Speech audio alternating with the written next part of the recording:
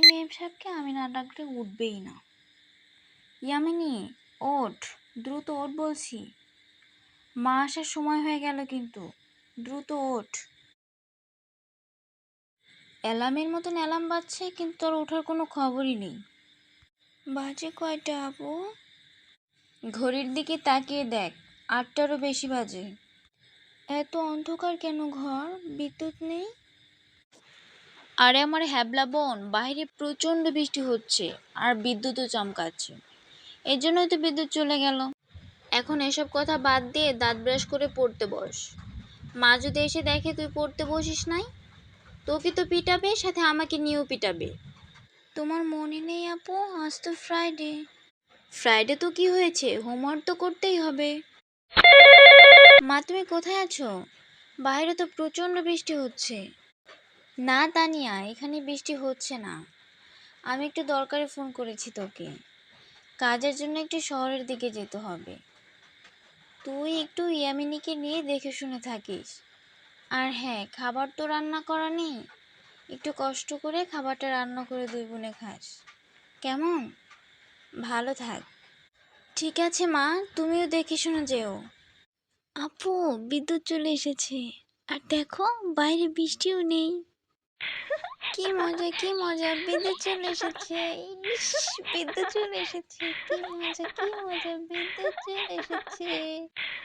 সব অন্ধকার দূর হয়ে গেছে। আরে এবার তো থাম, মা কি বললো শুনলি না? শহরে যাচ্ছে কাজের জন্য, আসবে না। আমি কি বিদ্যুৎ আসার জন্য এত হাসতেছি আপু?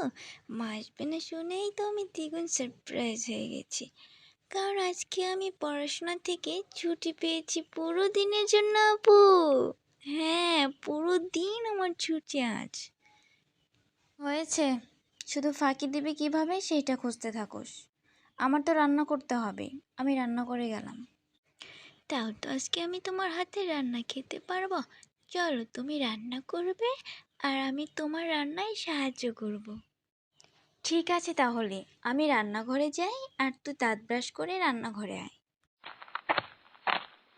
তানিয়া ও ইয়ালিনী দুজনে গল্প করতে করতে নিজেদের খাবার তৈরি করে নেয়। খাবার তৈরি করে শেষ হলে দুজনে একসাথে খেতে বসে। দুই বোনের বয়সের পার্থক্য অনেকটা হলেও দুজন দুজনকে ছাড়া কিচ্ছু বোঝে না। কি রে, শুধু খেয়েই নিলি, বললি না তো কেমন হয়েছে আমার রান্না? আপু, তোমার রান্না না আজকে অনেক মজা হয়েছে, আমার কাছে তো খুব ভালো লেগেছে। আপু, একটা গল্প শোনাও না তুমি আমাকে।